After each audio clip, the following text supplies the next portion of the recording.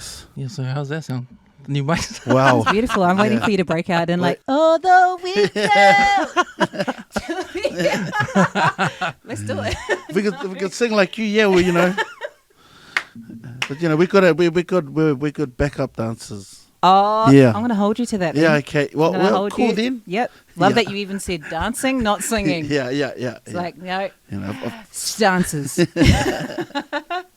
Strictly stances.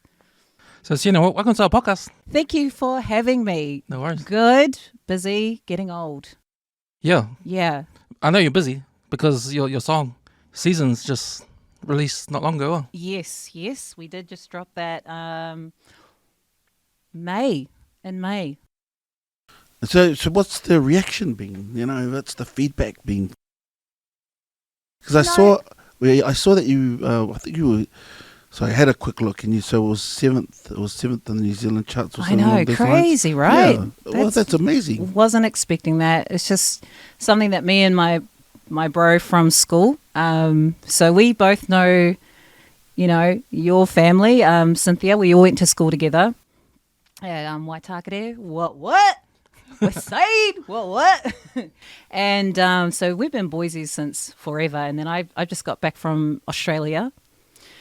And we caught up, and then we just started writing and hanging out down in Waihi. And then he played me that beat, and so we just started writing. And honestly, it was not really something we were pushing to I don't know, compete with the Kanyes and all of that. It was just, we love music. So then we created it, and just blown away with that response. Yeah. So did you just go away to Waihi with the intention of doing music, or were you just down Not there at and he all. played it and you thought, you know what, Yeah. I can work with that? Yeah. Just because he's real soulful. He's a old school kind of funk, gospel, soul producer. And then he was just playing me a whole lot of his beats, and I was like, oh yeah, that's nice. Like, kind of got me in my feels. And then we wrote it with in a day. And yeah, but no intention to do that. Yeah. Well, you know, when you said you just read it in a day, because we had Hawkins and he was saying that when it happens, it's like that, you know. Yeah. Like, you know, sometimes when people, you know, you hear about writer's block, or you know, when people get through inspiration. It's a real thing. Yeah. So it's a real thing. It's a real thing. Is For it? me, it is anyway. Yeah. Yeah. It's like when you force it sometimes, it's just doesn't flow as well as when you're just chilling and you're just, you know, vibing, not really trying to force anything. So, but yeah, sorry, what was Victor saying? Because I'm a fan. Oh yeah. Yeah. No, it was just about how he writes as well. Like, it's not like, you know, sometimes when you're forcing yourself to write, you know, it doesn't, like you said. But when it feels more natural, and it just like it's organic, it just happens by itself, kind of thing. Yeah, Definitely, it's a beautiful kind of, it's a beautiful feeling when it just kind of happens, you know. Yes, with a couple of, you know, drinks. well, It's wonderful. I heard this really alleviate the thought process. Say a little bit of. Yeah, like, well, we were hiking, swimming, chilling in the, you know, hot water springs. Shout out to my bros down in Waihi. They wanted to be here, couldn't get up here for this, but they wanted to be here, so apologies on their behalf. But yeah, no, we were just hanging out, and in the middle of all of that, we just did some writing. Yeah. So I heard on your so I looked at your YouTube, and you've got the behind the scenes of the song. Yeah. You talk about the behind the scenes stuff, and like you mentioned that your next thing is the EP. Oh yeah. Yeah, that. Yeah. Yeah, I see you took a bit of a pause there, so it seems like that's a big. Yeah, so you've got it early, got it in the early 8 camps. Man. Yeah. So that's a mission. It's a bit of a challenge for me personally. I'm fresh from Australia, so just trying to link up with producers that kind of I can collaborate with, that write or produce a sort of same vibe as I do. Still kind of looking and what have you. But that's my goal. That's my goal. and I got plenty of material. I just need producers. Where you at? Where you at? No. Is that something that was like started a few months ago, or you had this idea to write? You've already written the songs, I assume. Yeah, pretty much. And you just Pretty need much, yeah. someone to produce it and Yeah, yeah. put a beat behind it and stuff like that. Yeah. Yeah. I've annoyed a lot of producers. Oh yeah. Yeah. All up in their DMs like, yo, like, can you, am I allowed to swear? Yeah. Of course. Okay. Can you fuck with this? Like sending through little demos and stuff like that. But they're just as busy. They're busy, they're working, they're grinding. So my vibe is it's real soul, almost soul trap R&B kind of vibe. And so that's sort of, I'm really not going to compromise going with anything. I want to find the right people to collaborate and work with. Yeah. Is that because you've been singing for a while? Is it because you don't want to, like, you're just trying to stay true to yourself? Because what are your influences, music-wise? Have to. That is the goal, and I would encourage anyone that's starting their musical journey in the middle, and if you're kind of in it, then you already probably are. Just staying true to yourself as an artist. But yeah, look, that would be my number one thing. You can't compromise. I did that a lot. I've done that before, and producing music that just wasn't really for me. Wasn't me like authentically. But no, definitely, definitely. It's funny because you know how back in the days you used to buy an album, artists come up with an album. Now these days it's like not really the thing now, eh? Albums, there's EPs or singles. Do you think it's like because of the medium we got now, with Spotify and iTunes. that? Like people are more into playlists now rather than whole albums. Or I don't know, but that's what it feels like. Like, have you seen? Is that something that you think about? Like when you want to produce, when you produce your own music, I think is I'm from album still a thing to do? I think if you got the money to finance albums, yeah, drop them, because I think people fuck with albums if you can produce the albums. Yeah, I mean, like, I'm an album girl. I'm old school, so yeah, I'll play a whole album top to bottom, all good. But it's being able to produce it, to the standard that you want to produce it at. Because I honestly think there's a lot of talent out there. It's just having the resources to produce the quality that probably even a lot of New Zealand artists want to create. But we just may not have the resources or the funding to do that. So, but there's a lot of talent. Writing, singing, producing. There's heaps here.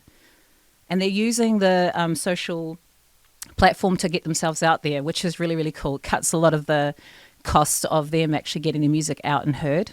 But they do a lot of the work themselves, I think. A lot of that, yeah. Because, like, we were talking about, when we talked with Dave Hummel and that he came on the podcast. Cool. And he was talking about how, like, radio used to have a big part of that. Because you had to get to get exposure, you had to put your music had to get on the radio because there's no other medium to get it. But now you've got SoundCloud, you've got YouTube. You can actually there's a lot more. What I love at the moment is there's a lot more live music going on. Really, a lot more gigs out there. People are starting to embrace that now. Because I know when we started going out back in the days, it was all DJs and all that kind of thing. But now, if you go down to most clubs at the moment, you're seeing live bands in there. See the artists live a lot more.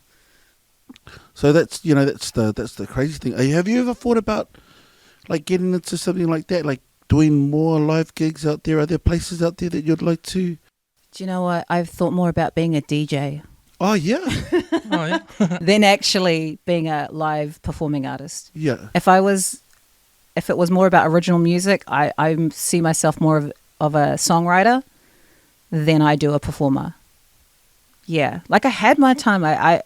I've been very fortunate to, do some pretty cool gigs, great experiences. But yeah, I mean, at the stage of life that I'm at, yeah, in terms of original music, I'd love to write for other artists. But in terms of playing music, I DJ, hands down. Yeah. Yeah. Because, your song Seasons, like I can see that's perfect playing live. Really? Yeah. I hadn't even thought about it. Because when when the instrumental drops, it's real instruments, huh? And I could just see it. Yeah. You can see it. In my opinion, live is always better than studio versions. What was the songs. last live gig you went to? Well, it wouldn't be a gig, Yeah. but I've been to, what's that? Sale Street when Brotherhood's playing. Oh yeah. Yeah, and that's like, to me, that's live music. Yeah. You know, that's yeah. sitting there having your maybe second beer, or maybe second. Be honest. Yeah, second beer in 10 minutes, but But and that's just like we always tell every musical guest that comes on, and they always say, nothing beats singing live, in front of a crowd. So there's something about live music, hey, Even Sure. when we talked about with Hawkins, like they have those live videos. Hawkins has a live video Yeah, of the right. song. He is the one to do live, to see live. He's a live artist. Yeah, hands down, probably the best in New Zealand. Yeah. Just vocally, yeah. He's got that range, eh? He's got the whole everything. Everything. Yeah. What about you? When was the last live show you went to? Oh, I can't even remember. I'm thinking of going to a bar and there's a band playing on the side, that kind of thing. That's what I'm thinking about. Can't remember. Doing covers. Yeah. Yeah. That's Yeah. But that's the thing. that's I a real thing in Gold Coast. Yeah. Well, Like plenty of restaurants, bars do that. you said you came back from Australia. How was that? What was Australia like?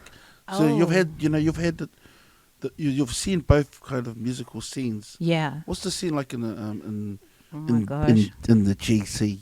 In the juicy. Yeah, yeah. I think the original music is second to none here.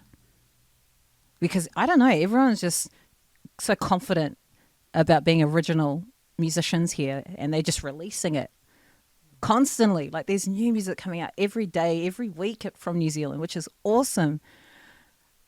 Maybe I'm more aware of it because it's the type of music that I listen to, and I'm sure they're doing that over there, but I wasn't really into it. But they're kind of like, the cover scene is really popular. Like there's heaps of cover bands and artists, like musicians, plenty of work over there if you're a cover musician. Yeah. But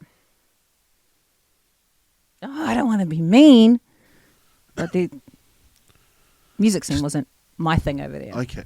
I don't think it, apart from Jay Squeezy. Like he still keeps it 100. Like he's still the same artist, still dropping the same, he's just been true and consistent from day one. And he's doing so well. So Jay Squeezy I fuck with. There's a lot I don't. I'm sorry, but it is what it is. I fuck with a lot of New Zealand music though. It's just so good. How long were you over there, over in Australia? About 10 years. Yeah. Yeah. Started in Melbourne. Went up to Gold Coast and then spent the last year in Brisbane. Yeah. And did, I think it was maybe about 3 years of just gigging, like as a covers family band, me, my baby daddy and my daughter. And we were booked. Because this is just from outside looking in. Like I see, here's my friends. I got some friends who are based down in Melbourne. Right. So he goes live quite a bit. Oh, who's that? Nick. Yeah, he's awesome. Yeah. Shout out to the bro. To Nico. Watching, Yeah. but So I see him. He'll go live and he's there on a Sunday. yeah. And I'm like, man, that Sunday sessions in Melbourne look pretty good. They are. Yeah. They are. Mm. Like that Sunday sessions, and if you can catch oh man, this is gonna sound so bad, but New Zealand musicians, that's what I will say. New Zealand musicians on a Sunday session doesn't get any better. Yeah. Yeah. They're just like Nick. It just looks so good, you know, It- because you'll go yeah. live and I'm like, it looks like it's 3:30 in the afternoon. Yeah, it is. Yeah. Yeah. Yeah. And it- everyone turns up to work on Monday Yeah. like they went to a Sunday session. Yeah, yeah. See, you know, we don't. To me, it feels like we don't have that kind of Culture, eh? Culture. here. But over in Melbourne, because I see other people. Like I see Thomas Stowers. He's Yeah. got that R&B. You know, Yeah. he's got that covers bit, and I saw him Yeah. going live. Like 2 weeks ago, I watched the live Yeah. that they done. Right. You know. Yeah. And I thought, oh man, they love this kind of stuff over there. It's big. It is what you see is what it is. Like people love it. Like I think they kick off because we used to do Sunday sessions over there as well, and they've just got so many bars and restaurants like pumping on a Sunday, Yeah. and then you know like it's lunchtime, and then people have their lunch, and then they have a few wines and stuff like that, and it's just that's what a Sunday is. That's a religion. Yeah. do you remember your first experience of it when you first moved over to Melbourne Yeah. and you went and you saw the scene for the first time? Do you remember how you felt and what you saw and all that? Ooh. Because you know how you speak about how it's different. It's Yeah. it's real vibrant and all that. Like, yeah, what was going through your head and stuff? Do you know what? In Melbourne, I used to wait for New Zealand artists to tour. Oh, okay. So I didn't really do the Sunday session thing, like the covers music. I waited for like artists to tour, and then I'd go to those shows. Oh, okay. But in Queensland, I don't know if it's because Queensland has a lot more Sunday sessions. I don't know. But yeah, used to kind of hit up those. And then we ended up playing a lot of those. So, and then I just got tired. I was like working full time. Then you're gigging 4 nights a week. And I was just like, oh, okay, I'm done. How did you find the energy? I mean, you're working. It was very tiring because you have to set up and then perform and then pack down. And then, you know, like it just like I think we did it for about three or so years. Loved it though. Loved it because we just got to do what we loved, which was music and performing and stuff. But it's a lot of work. Lots of work. What about money wise? Because I think that's, you know, I don't know about the New Zealand scene, but I doubt that it pays as well as it does over in Australia. Because I mean, cause you see so many groups, you see so many New Zealand artists that gone over there, and you see them doing these. They're performing at little clubs or places like that. Is the money like way better than it is over here, or do they pay better, or? I don't know if this is anything to go by, but they never talk about money when it's when a gig is presented to me here. So, but over there, that was the norm. Like, you know, this is the fee, this is the time frame. So the fee was always. So it was your terms though, eh? So you'd go to them and say, look, this is how much, and that, or would they come and they'd say, look, we're going to pay you this amount, and then. It happens in so many different ways. Like I think for a lot of the gigs that you can get booked for, I don't know if I can only speak for myself, but you've got to go through an agency over there. Oh, for real? A lot of the places don't deal with the artists or the musicians directly. Okay. So you kind of need to go through an agency, and your agent should actually suss all of that out. Okay. But there is the fee is the most important thing. Yeah, exactly. They won't book you if you're not going to get paid. Yeah. In Australia. Whereas I think here, you know, a lot of it is independent. So you've got to be the manager and the agent and dealing with all of that. I don't gig live here. So I don't know what the money's like here. Yeah, sorry, can't help you. Oh, no. I just wanted to, yeah. Because I know that But a people lot that of have it gone is- over, they're getting paid over there, you know. There's a Yeah. reason why they go over there, you know. Yeah, that's definitely. Like, I mean, whew. I mean, you know, speaking of the live scene here, especially Yeah. in West Auckland, like there's none. Is that true? There Well, should be. but have you been to Swanson RSA on a Sunday? Have you? You know, No, I haven't. But well, you know, there's a Don't be good shady Elvis- to the Swanson there's a good Elvis. RSA. There's a good Elvis impersonator that goes there. Why have I not been yet? Don't talk about my uncle like that. Oh yeah. Whoa. Hey, I said he was good. Okay. Oh no, yeah. He's I pretty said I've good. never been there. But yeah, like you were saying, like there's no. Why is there no? Why do we have that kind of culture here? Is it because we just don't know when to stop, or? I think we're behind. There's a big thing. I think we're behind. Like you experience Australia. Like how ahead are they? I honestly think it comes down to money. I think if people could afford to go out and enjoy that live music, I 100% think they would, without question. Yeah, but I think it comes down to money, and that's kind of that's like, as they say, fuck you money. Like it's money that's not committed to your bills or anything like that, so you can go out and enjoy yourself. But I don't think there's a lot of that for people. And honestly, I'll promote taking care of your bills. Making sure your kids are fed over, going out and unfortunately that's what I would promote more than, just going out for a bit of fun with live music if you can't afford to do it. Whereas over there, the reality is, I think they've just got a lot more what do they say? What's the Expenditure? Or They've just got a lot more extra money. Yeah. That they can go out and enjoy, the live music, which is great. And I wish we could do that more here. I really do. Like, I'm going to be honest, I can't even afford to go, like, sometimes, but the bills are priority, like, got to make sure you pay your bills on time. But I was gutted. I couldn't actually even go to Poetic's album launch. Yeah, I said it. I'm keeping it 100. I wanted to go, but hey, the bills came first. So, but shout out to him anyways. Just He's done well. number one album. Yeah. Man, when he because follow him on Twitter and Instagram, and when he first released it, I played it. Yeah. Oh, man, I downloaded all the songs on Spotify, and if you go through the whole album, there's a bit of everything on it. Yes. Fully. Yeah. Like it's got, like it starts and you go, okay. And then it goes to the one with 58 and then I go, oh, okay, that's a bit of West Coast. Yeah. And he's got the one with Chongni. Yes. Yeah, and I went, that was man, a bit like Levers R&B kind of vibe. That's what I was thinking. Right. I was thinking, this feels like the Ike Brown kind of, Oh. that kind of feel to it, you know what I mean? I'm just saying, taking and you back. Yeah, that's With right. Another one. Yes. And I thought, man, this album Yeah. is what an album used to be like. Yes. You know what I mean? It had a bit of everything. Expecting that, eh? Yeah. I personally wasn't expecting it, and then I listened to it the whole way down on my last road trip. And there was gospel on there, with Sammy J.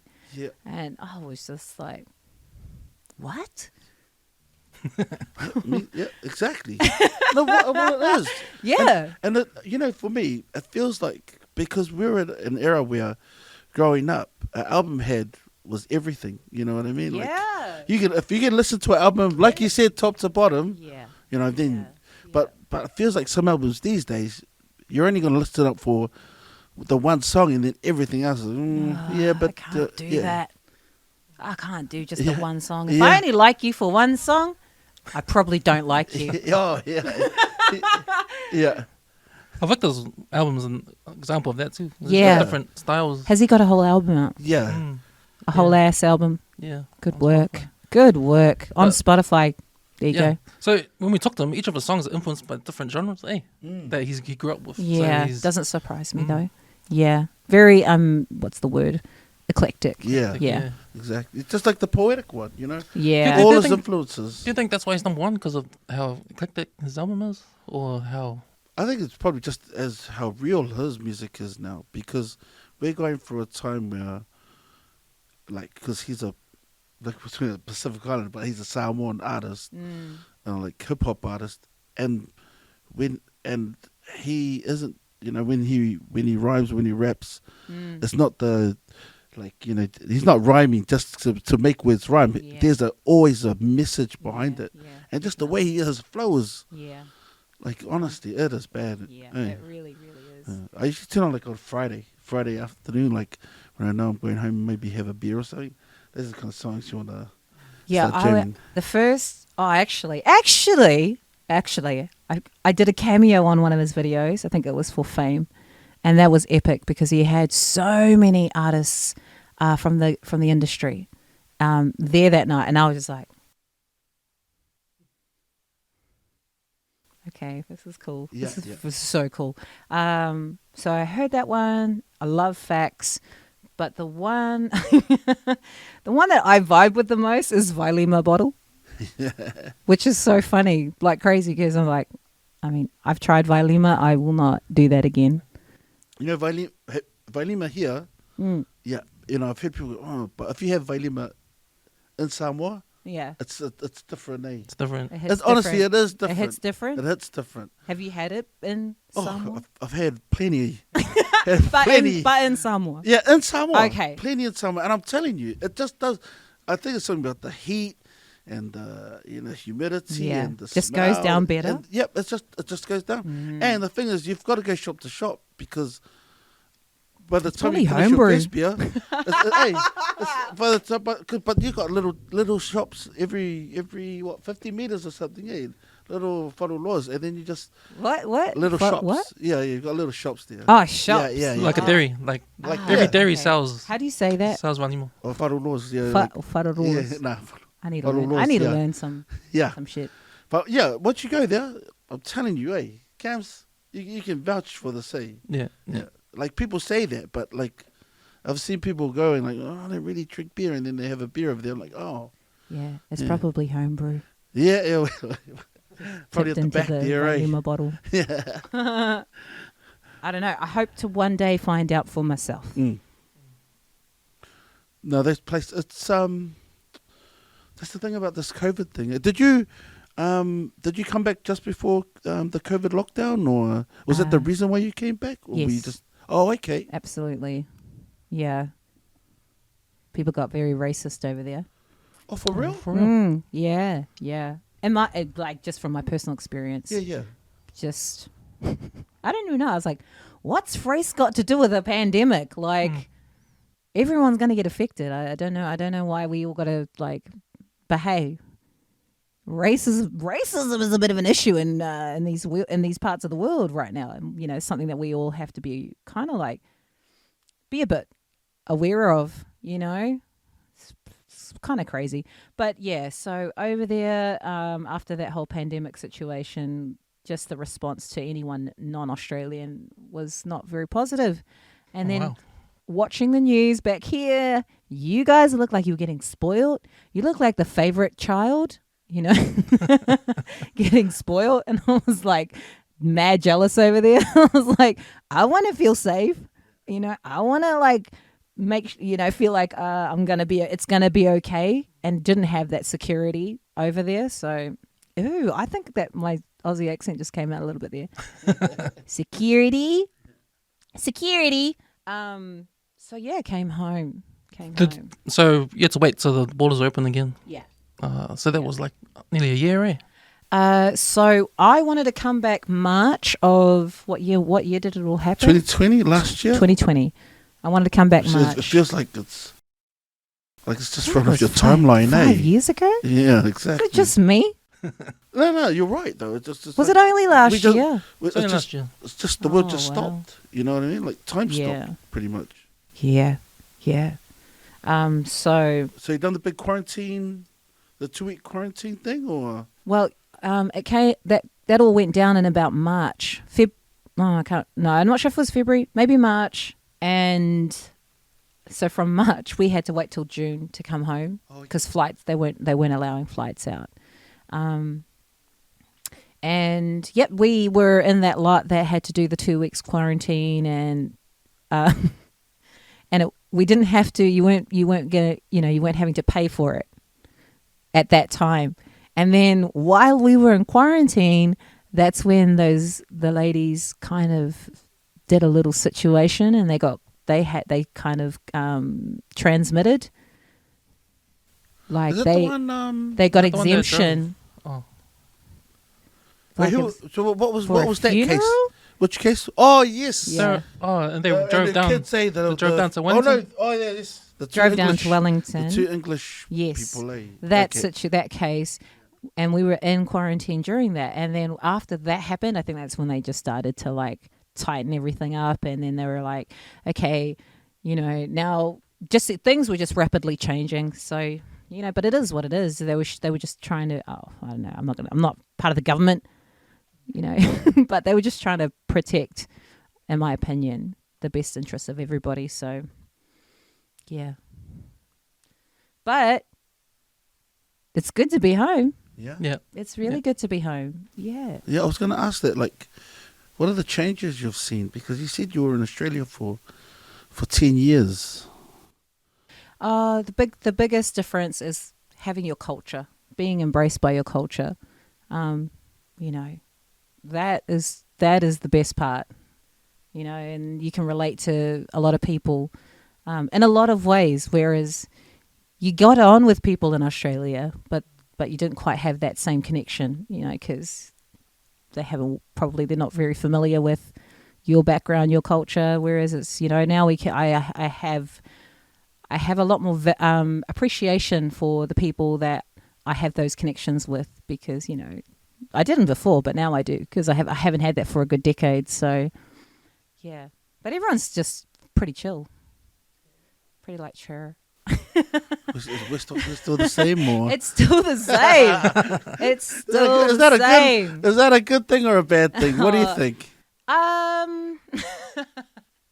Well, you've got the siren thing that plays songs. Oh, yeah, well, that's annoying. Yeah, that's pretty bad, eh? Yeah, Like I hate that. the other night, someone was playing Celine Dion. Oh no. Yeah, and I thought, because I was watching TV, I was like, is that my phone? Well, I don't have a Celine Dion ringtone. I just keep thinking, no. Why Celine Dion? That's right. Actually, I question a lot of those siren songs. Yeah. Actually, I question all of those siren songs. I'm like, if they were good, I wouldn't care. Yeah. But they're not good. They're terrible. Yeah, it feels like they're trying to choose the most annoying song possible. I really think that's the whole plan. I hate to interrupt, but am I able to use the bathroom? Oh yeah. There's a female in the building. Oh. Yeah, I'm nervous, by the way. I was. I'm not anymore, but I was really nervous before. I'm actually an introvert. Can you believe that? Hey, so that's what growing up, were you? No, it's probably more of an extrovert, like when I didn't realize that I wasn't. Yeah. Whereas now I love just my own space. Yeah. As me, most musicians are introverts. Really? Yeah. I don't know. Have you noticed that? Well, we've had, I think they become extroverts because of what they do. because it's Part of their job. Yeah. The job description, it tells you that, it just means you've got to go in. Like, when we had the Hammer one, and he said he was introvert. Yeah. Are you kidding me? Did he really? Yeah. That's And- funny. Because he's shy. Yeah. So, I am shy too. because like being a musician and getting music out, you have to have that extrovert Yeah. I think that's when attributes, eh? your passion for your creativity and your passion for whatever your, music just kind of overtakes. But once you get back into your own self, That's where you prefer to be. yeah. Which yeah. Is that Really, a hard? though? Is that a hard transition? Like, do you struggle? Do you have struggles? You would think. You would think I do, but no, I don't. Actually, when it comes to performing, I love it, enjoy it. But then when I'm not, I'm happy in my own little space. Yeah, because I remember when Jamie and John were here, and they Yeah. said they could sing in front of tens of thousands of people, Yeah, I've seen them do it. but they can't do an interview like with Oh, one person. Really? Because they were real shy when they came I here. believe that. Yeah. I'll believe that. And I was like, oh wow, that's sort of contradicts on my mind. I It know. contradicts, you know. I know, and I get a lot of people saying that to me a lot. Like, you're not what I expect because you're not very extroverted. Just in general, like we just probably more in our heads, but probably just that's the creative person that we are. But yeah, I'd believe that about John and Jamie. Maybe not Jamie. Yeah. If you're watching. He's quite comfortable, but then it's crazy. Yeah, because I know you were with those guys with Foundation, and Oh, that was before best you. experience, hardest in the industry, music industry, but the best experience I've ever had. Yeah, Yeah, hands down, man. I learnt so much. Especially from John, because that guy, history. Seriously, And you know, when I think doesn't of, really get any better than that.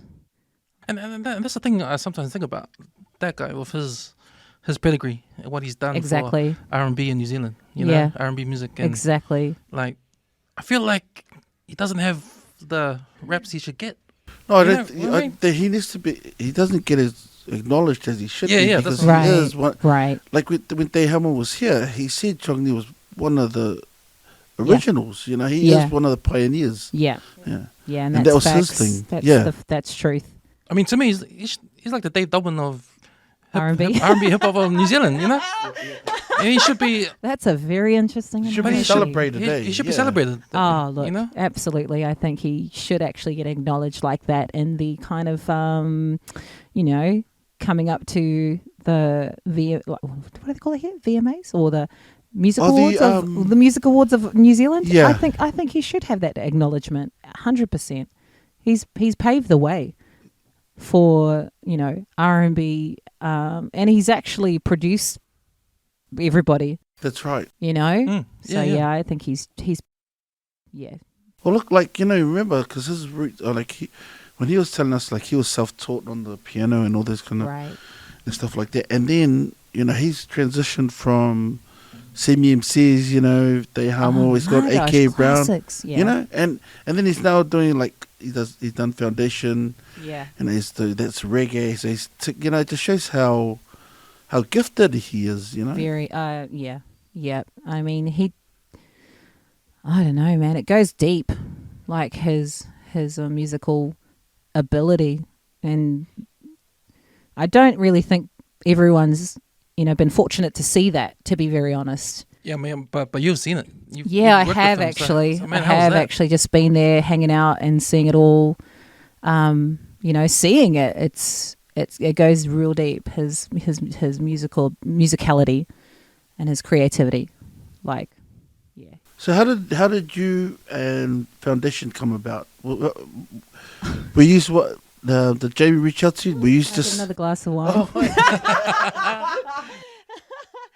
Oh, It was great actually. It was just so off the cuff, nothing premeditated.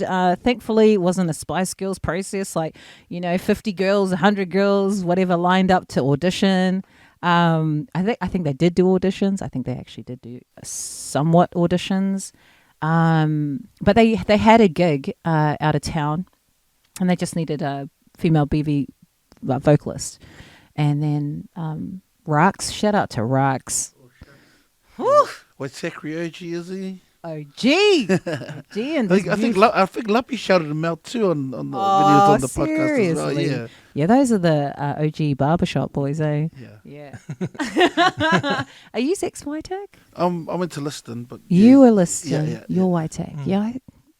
The more I'm kind of looking at you, I'm like, were we at school at the same time too? Yeah, I think you're a couple of years younger. Yeah, I think I was too. Yeah. Oh, you would have been the same age as my brother. Same year as my brother. Nah, he was 1 year older. Oh, 1 year older. Yeah. Oh, yeah. Yeah, so Rax hit me up and he's like, oh, hey, sis, are you busy? I've got a few kids, but no, not at all. And then went and had a little jam with them. And then, yeah, that's pretty much how I got introduced to all of them. But, man,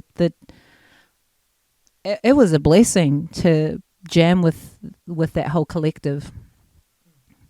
Individually, they're amazing, but then you put it all together. I sometimes couldn't even sing or just focus because I was just enjoying Oh, okay.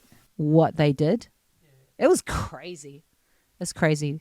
I don't know if anyone else did 10-minute intros, but Foundation did. Oh, yeah. Yeah, and everyone loved it. No, we did that. Well, not we. I was just on the side of the stage, but they would just do some epic intros, musicality wise, incredible. Incredible. Did you take music back at Whitetech? Were you in Mr. Nightingale's class? And Do you know what? Mr. Nightingale Love him. I really would love to catch up with him one day. But I didn't really think much of my music in general. And then he heard me sing once, and then he goes, "Oh, you should think about singing." And then I did. So it's just from his little, just the off the cuff kind of. That was it. Yeah. That was it. But before then, were you? No. Were you never? No. You know. No. Not Just the- hung out with the family. Yeah. And you just sing along, and like I would jam on the guitar because you guys would know something that you just love. You just don't notice it, but you just do it anyway. And that's all I did as a kid. But I didn't consider for a second taking it seriously at all. And, and then Mr. Nightingale goes, "Oh, yeah, you sound pretty good. You should think about singing." And then I did, and then that's kind of when things kind of changed. Like my whole perspective changed, and then my uncle, rest in peace. He was the creator of Euphony, which had Luppy in it. Yep. And Gino, Ruben. Michael Powell, Ruben. Yep. Oh, okay, you guys know these fellas. I know. Yeah. Yeah. So he was the creator of Euphony, and then this was the funniest thing. When Luppy left, my uncle put me in the group. So, I mean, doesn't that sound funny? so where did you fit into that? I don't even know. No, but for you, must have been a bit nerve wracking. Like, hey, Luppy's got this big booming voice, and you've. Well, you remember Mike because he was the lead singer, but I can't remember his surname. Where did I fit into it anyway? I don't even remember. Yeah. To be honest, it was that long ago. How did it work out for you? Were you? It was a great experience Yeah. for me, but it was. I'm no baritone. I'm no Luppy. Yeah. But I appreciated the opportunity to have the experience, and I got to sing at a Warriors game. Nice. That was pretty solid, and I got to keep the jacket. I wish I still had it. Are you a Warriors fan? Huh? Are you a Warriors fan? Huh? Are you a Warriors fan? Who?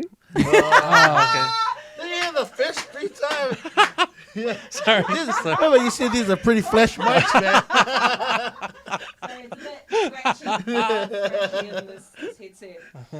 Man, I that's- am that's not a some- that's- league fan. Oh, I don't okay. watch league. I I'm thought a you were just- b-ball girl. Oh, Yeah, okay. Yeah. Yeah. Yeah, I've tried to watch league, and then when the whole New South Queensland thing starts happening, I'm like, I have no idea what anyone's talking about right now on social media. I have no idea. It's all good. Move on. He Move says. on, back to the business. No, but hey, they're Warriors fan. Move on. No, but it's pretty. There's a lot of Warriors fans out there. Like, oh man, people still denying us. Oh man, I'm trying to think. Oh, what? I'm trying to. Well, obviously we did the anthem. Yeah, which? So do you remember that? Which game it was? What? Who was it for? Oh, these are hard questions. Just going down just memory remember lane there. Okay, look, I'm a real girl. I remember the jacket, my outfit, how many steps it was to the actual podium, because it was a very long walk. Felt like 3Ks. Oh, okay. It was so nerve-wracking. I was 15, I think. I think I was... No. Might have been about 17. Yeah. So this was your first kind of big gig, right? Yeah. So what was that like? Like you said, felt like it must have been like a 20 meter walk, but it felt like In front of thousands of Yeah. thousands of people. It was scary. It was so scary. But the boys were experienced. Like, they had done quite a few performances, and their harmonies were I don't know if anyone remembers or you guys recall. They were just like the Boys to Men of New Zealand, of New Zealand, of Auckland. I think Benna's son Montel, he posted up when they done the when you finished down the netball game, the Silver Ferns. Yes, that's right. Yeah, I remember him posting it up, and I was like, I know those guys with those starter jackets. That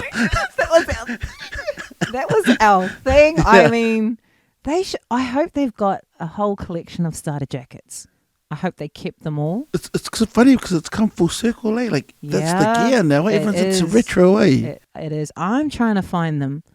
I'm not even going to front. Yeah. I'm trying to find those jackets, and then when I do, they're like $300, or you know, like a lazy 300, and I'm like, it wasn't that bad when we were, you know, back then. I saw Culture Kings. They have starter gear. They come into New Zealand now. Yeah, but see, that's the new. I mean, it's not like the old school Charlotte Hornets kind of stuff. You know, Yeah. that really sells. Charlotte's my team. Oh, okay. yeah. See, well, there it is. Yeah. Yeah. There you go. That's what I'm looking for. Yeah. Yeah.